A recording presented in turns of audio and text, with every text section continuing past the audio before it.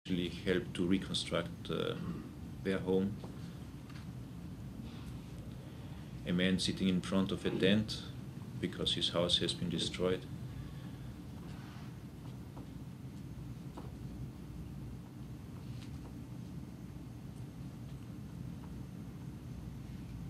Okay, we can go to the next one.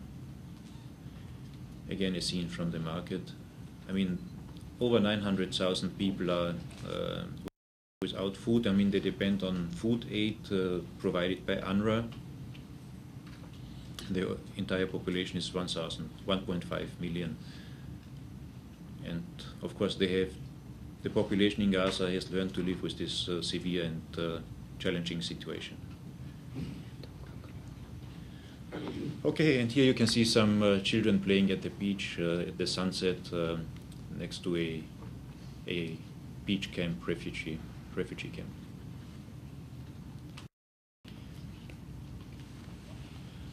So can we go to the last 3 slides? I mean, basically I would like to conclude with the recommendations for improvement, which basically the UN recommends. And I think everyone who has a rank and a name in the UN is for an immediate lifting of the blockade, because it is simply inhumane. If I just would like to quote my direct chief, the USG of OCHA, Mr. John Holmes, he considers this as a collective punishment on the entire Gaza population, and of course the blockage has to be lifted immediately. Another demand from the UN is that Israel respects the entire set of obligations under international humanitarian law, in particular the Fourth Geneva Convention. Can we see the next slide, please? Then all parties of the conflict, I mean this entails Israeli and Palestinians alike, they have to adhere to their commitments and obligations in line with international law and of course established by the roadmap. Then that the international community, this is the European Union, the Quartet, the Arab League, and of course all the neighbors in the region. The continued involvement of all these actors is important to move forward with the negotiations on all important aspects of the conflict. And the overriding principle is that there is basically no alternative to the two-state solution, which basically establishes Israel and Palestine as an independent state, and that based on international law, and that all Security Council resolutions, and there are many as you can see, are respected and adhered to. So this basically brings me to the end of my presentation, and thank you so much for your attention.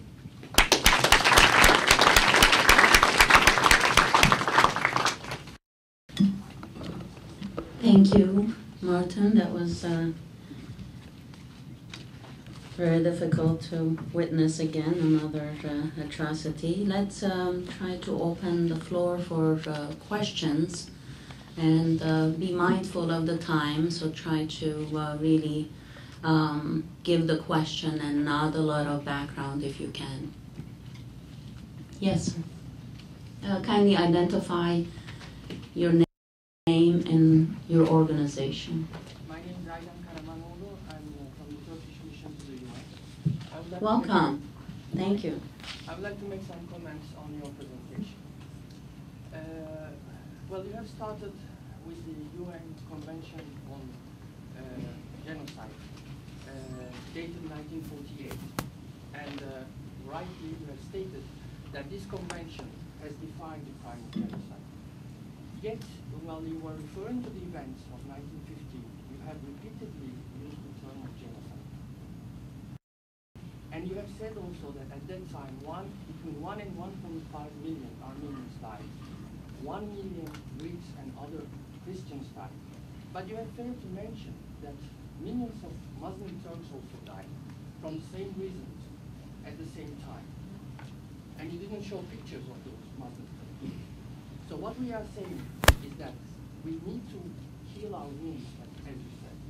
But for that, we need an impartial and thorough account of historic facts. And that's why back in 2005, We have proposed and put on the table. Excuse me, stay with your question. Yes, I will do that. No. What's your question? And then we have stated a commission of Turkish and Armenian and all third-party historians to have a thorough examination of those facts. I was in that mission. Thank you. You can sit now. Thank you. I will respond to your comments.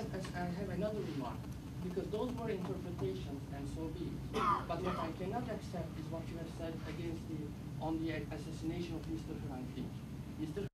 Hrant Dink was not only an Armenian born in Turkey, he was a Turkish citizen. He was killed by an extremist, and we deeply regret that. Thank you. He was not the target of state violence, and there were charges pressed on the person that killed him, and he was prosecuted.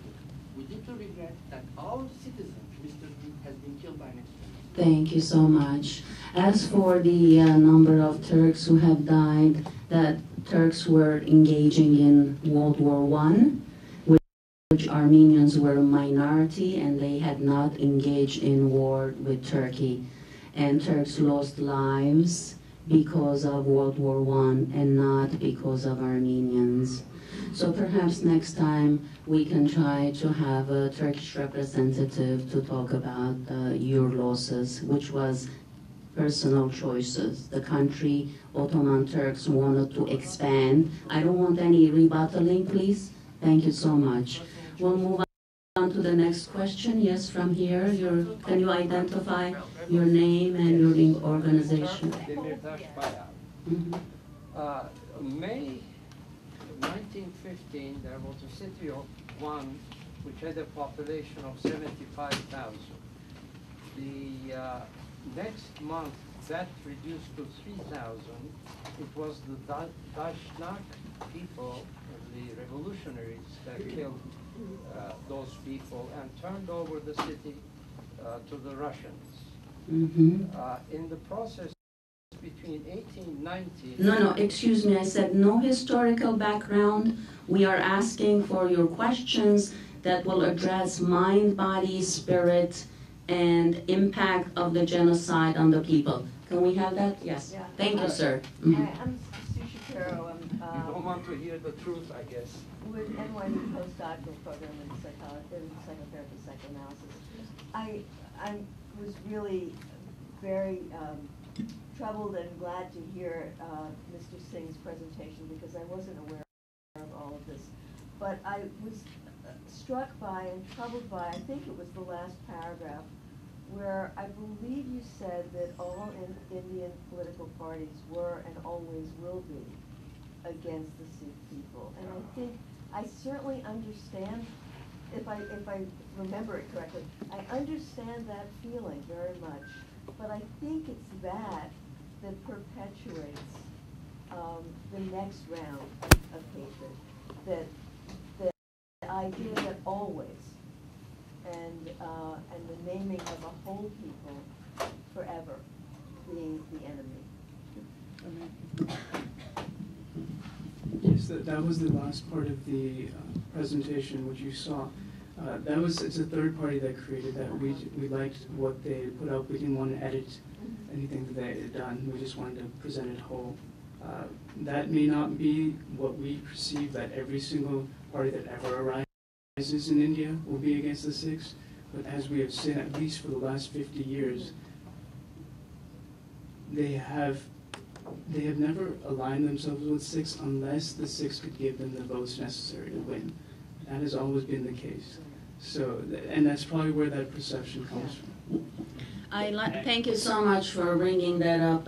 Words are very powerful. We need to be mindful of not perpetuating that. Perhaps you can ask Hardial if you can revise that part, because it's not really constructive. It's really important to transform it and be mindful of the words, because if you continue saying that, that's what you're going to continue getting ultimately. But while we're on words, I Yes. think also the way you spoke and said Palestinian, you didn't mention Israeli. And there too, the words are There's very suffering, important. yes. But we can't, it's enormous. Our also work is enormous. We mentioned there's 85 conflicts going on currently. So if I have failed to mention, it's just because it's overwhelming. There's so much going on, and It's both. And if you say it is Yes. only one, then thank you for bringing that up. Any questions? Yes. As you've noticed from the questions, I mean, there'll always be the people who will be upset as to what point it is to pick up. Sure. Which has gone through that part, through the reconciliation. Any lessons that you guys kind of collectively draw? That's a very, very good question. Unfortunately, they were in honeymoon phase. After any major trauma and major shift, there is what's called honeymoon phase, where everybody's excited about the possibility of forgiveness, the possibility of Mandela coming out of prison and being the president of the same state that persecuted him. And they did not go through the steps of practicing forgiveness.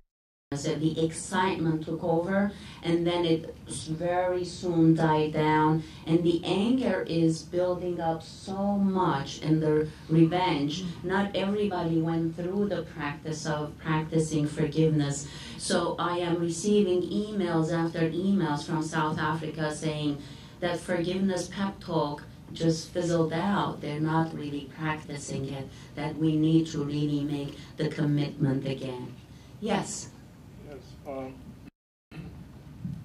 The presentations were excellent, and I'm trying to make a sense as to how to go forward. And the more I think about it, is that it's difficult to bring solutions politically to situations that have been going on for a long time. And ICTAF has created this blind dates thing, which is an art project, gets it out of the political realm and gets the people, the grassroots people, talking to one another on the artistic level, on an academic level, or otherwise. You want to ask a question? Yes, I do. I wanted to ask Martin, recently I heard of initiative to give computers to the children in Gaza. Is that one good method of how to get the ball into outside of the politics and give it to the people more? And same for the Sikh communities as well. Helps them to get access to the world, because then they can connect through the internet. And I worked for UNRWA, and because of the blockage and the inability to travel, computers give them the opportunity to widen their, so I think something everybody will agree to, people can expand their horizon, and they learn to be more tolerant. I mean, Israelis and Palestinians alike, and as you mentioned, the people there, and this,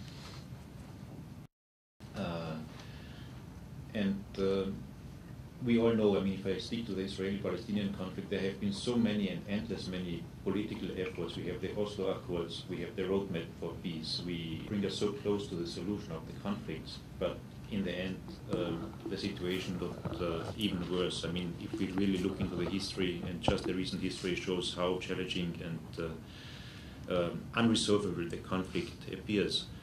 And I still maintain contact to both sides, Israelis and Palestinians, and I know there's hundreds of NGOs. They try to bring these two people together, and only through engagement and to reach out, I think there's a way to eventually overcome and resolve the conflict.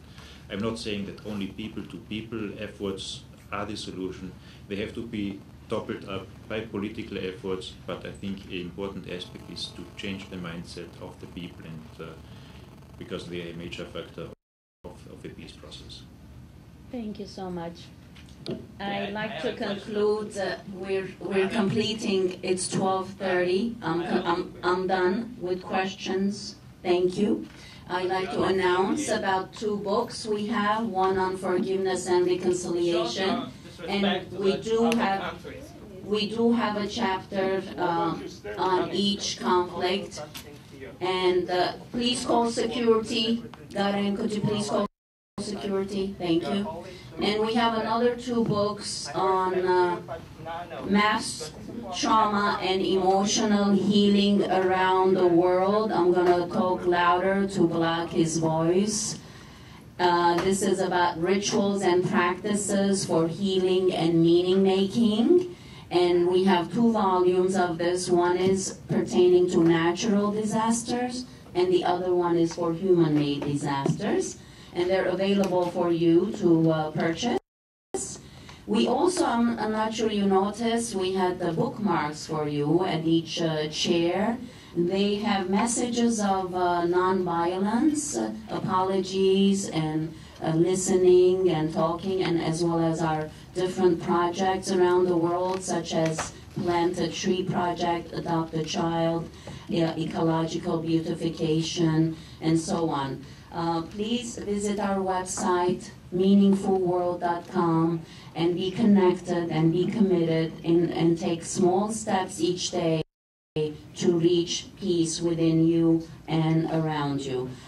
Please give me a big hand to the speakers. And I have a small gift, a medal for each one. Thank you so much for the gold medal. No, it's well done. And one for Hans Lee.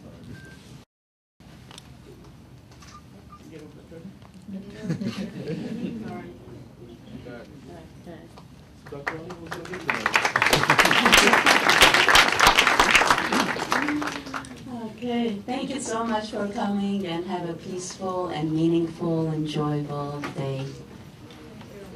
If anyone has any further questions, I'm going to stay around for a little bit.